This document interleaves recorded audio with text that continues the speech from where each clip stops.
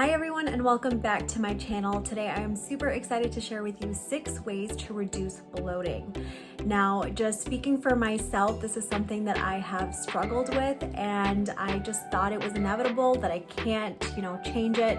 But that's not the case. With these lifestyle changes and these tips, you definitely can reduce your bloating. I've seen it for myself and I'm super excited to share these with you today.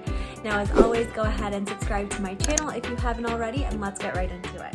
Okay, now the first tip that I want to share with you all is pretty popular in Ayurveda, and it's something that I always grew up being told by my parents, my grandparents, my family members. It's just a very common thing in Indian culture, and that is to drink warm or room temperature liquids. So this one is probably the most important one. The reason for this is because when we drink, cold or ice water or cold beverages, even smoothies and things like that, we basically shock our digestive tract. Our body has to work extra hard to basically warm up the food. I know that sounds super weird, but it has to kind of stabilize that temperature in your own, stomach to actually digest the food. So when you put, cold drinks, into your system, you're basically making your body work extra hard, and that's going to make you a little gassy. It might make you bloat, and it definitely, isn't the most comfortable thing in the world. As you've seen in my other video, we are totally capable of adapting and changing. So start incorporating warmer and room temperature liquids into your everyday, lifestyle. And I promise you will see a difference in how your body reacts and you won't be bloating as much. All right, the second tip that I want to share with you is, again, a very Ayurvedic thing, something that I always grew up hearing and I didn't really realize that it was a thing, but don't drink water with your meals. Don't drink liquids with your meals. Now, obviously, this is going to be very, very hard, especially, if you're out and you're eating at restaurants. Foods are naturally going to be saltier, so you're going to get thirsty. But here's the thing. When you're drinking liquids with your food, you're basically unstabilizing the environment in your stomach. Your body has to produce certain enzymes, that it secretes to break down your foods. And when you flush your body, with all these extra liquids while you're eating, you're basically destabilizing that whole process. So your body's now going to be producing more enzymes or whatever the case is. And basically you're going to have an overflow that causes bloating and can also make you very gassy. One thing that I personally do is I drink water 1 hour before I eat, or sometimes 30 minutes before I eat. And then after I eat, I definitely wait at least 30 minutes, but ideally 1 hour. And this is something that obviously you're going to have to think about. It's a new habit that you're going to have to incorporate. But once you do, it comes like second nature. Like now when I eat, I don't even pick up a glass of water or anything until, again, at least 30 minutes after, but ideally 1 hour. All right, the next tip that I want to share with you is to eat fruit by itself and not with other meals. Now, an easy way to do this is to just eat fruit first thing in the morning for breakfast. Okay, the sun came out of nowhere, so hopefully it chills out for a bit. But to eat fruit first thing in the morning on an empty stomach and not with anything else. Now, this is something that I do every single morning.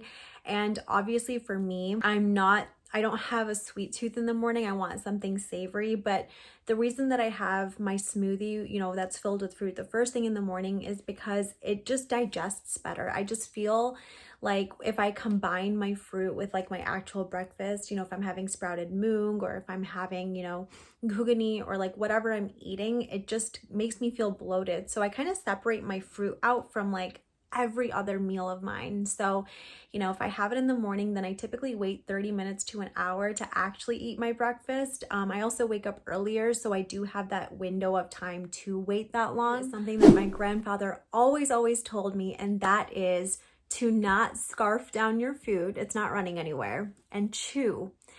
So it's mind-blowing to me that we have to be told to like chew our food and not eat so fast, but it's not our fault. I mean, we live in a world where we feel like everything's gonna run away from us. Like we have to like do everything super, super quick, and we have to, grab whatever we can. It's almost like life has become a buffet, but not in a good way. Really see the difference that you feel once you actually chew your food for longer. One of the things that I noticed is when I would eat back in the day, I would literally chew like 3 to 5 times and it would already be swallowed, as opposed to chewing like 15 to 20 times. And I know that sounds so tedious to have to count, and I honestly did, but I keep saying this, after a couple months it became second nature. And I still struggle with this one. Actually, this is probably the one that I struggle with the most, especially since I've always been a foodie and I've always eaten large quantities until I started, controlling my portion size.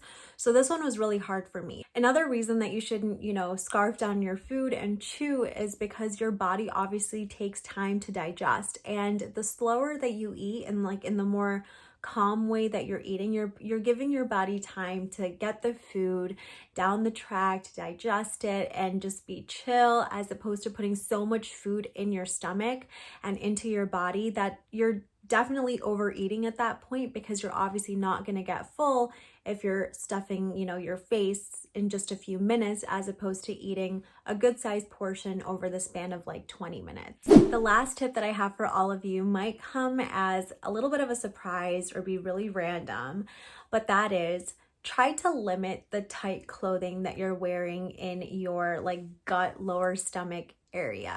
Now, obviously, especially with girls, wearing tight jeans and leggings, we're just so used to wearing things that are fitted to our body.